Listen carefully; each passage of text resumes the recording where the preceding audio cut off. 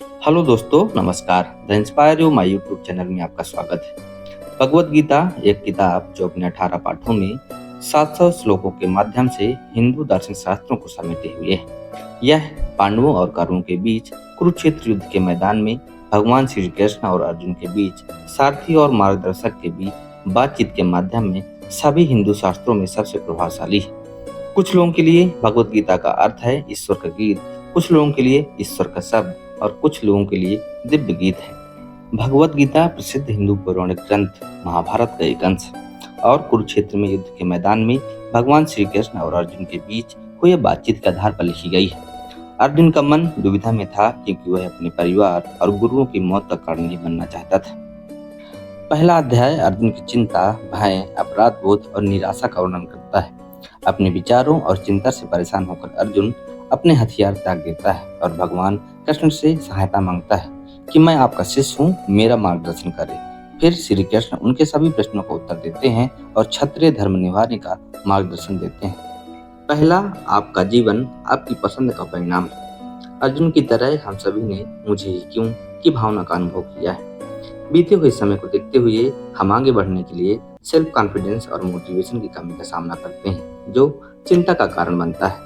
लेकिन अगर हम इस तरह सोचें कि हमारा जीवन हमारे अपने चुनावों का परिणाम है और जो हम निर्णय लेते हैं वही हमें जीवन में कठिनाइयों का सामना करने के लिए हिम्मत देता है, तो निर्णय लेने के मामले में हमारा जीवन आसान हो जाएगा। तो हम चुनाव करते समय अधिक सतर्क रहेंगे और गलतियों की संभावना कम होगी। दूसरा, हमेशा ध्यान करें। हम सभी अपने जीवन में योग और ध्यान के लाभों को ठीक से जानते हैं। भगवत गीता में भगवान श्री कृष्ण ध्यान के सिद्धांतों को बताते हैं और बताते हैं यह कैसे स्वयं को जानने, आत्मज्ञान प्राप्त करने में सहायक होता है। नियमित ध्यान करने से व्यक्ति बुद्धिमान और मन शांत होता है और एक इंसान के रूप में अपनी सर्वोच्च क्षमता तक पहुंच पाता है। कृष्ण कहते हैं आत्मज्ञान प्राप्त कर लेने वाला इंसान अपने दोस्त और दुश्मन में भेदभाव नहीं करता, सबको एक समान देखता है। वह अपनी बुद्धिमानी के सबसे ऊंचे स्तर पर पहुंचकर अच्छाई और बुराई से परे हो जाता है। नियमित रूप से ध्यान का अभ्यास करने से आत्मसंयम बढ़ता है। तीसरा, अपनी भावनाओं और मन पर नियंत्रण पाने का पहला कदम आपके इंद्रियों से शुरू होता है। भावनाएं हमारे जीवन में महत्वपूर्ण भूमिका निभाती हैं। हम सभी को अपनी भावनाओं को पहचानने, समझने और कंट्रोल करने पर महारत हासिल होना चाहिए। इससे हमें दूसरों के प्रति दया करने और उनकी भावनाओं को समझने में मदद मिलती है।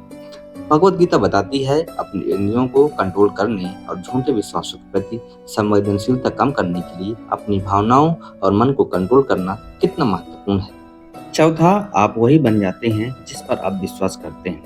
आप वही हैं जिस पर विश्वास करते हैं, यह हमारी स्वयं की पहचान और समझ को दिखाता है। यह सबसे महत्वपूर्ण पाठों में से एक है क्योंकि अक्सर हम में विश्वास और आत्मविश्वास की कमी होती है।